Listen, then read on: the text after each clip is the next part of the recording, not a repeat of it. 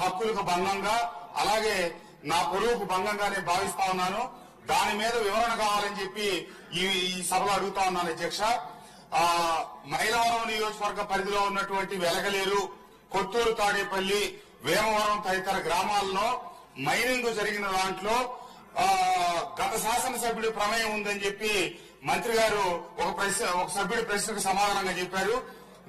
నాకు ఏ రకమైనటువంటి ప్రమేయం లేదు. రెండు, నా మీద ఏ రకమైనటువంటి ఎంక్వైరీ జరగలేదు. ఏ విజిలెన్స్ ఎంక్వైరీ కూడా నా పేరు రాలేదు. కానీ మంత్రి గారు అక్కడ విజిలెన్స్ ఎంక్వైరీ చేశామని చెప్పి చెప్పడం జరిగింది. మంత్రి గారికి అధికారులు తప్పుడు సమాచారం ఇచ్చారా, లేకపోతే మంత్రి గారు పొరపాటు పడి ఆ మాట మాట్లాడారా, ఏం జరిగిందో వివరణ ఇవ్వాలి.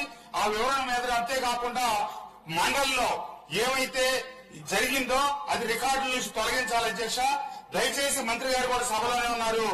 నా గౌరవాన్ని, పొడవుని, లేకపోతే కనుక అది ఏం జరిగిందో ఒకవేళ పొరపాటు జరిగిందని కనుక మంత్రి గారు భావిస్తే విచారణ చేయాలి. ఈ విషయాన్ని మీ ద్వారా నేను డిమాండ్ చేస్తా ఉన్నాను అధ్యక్ష.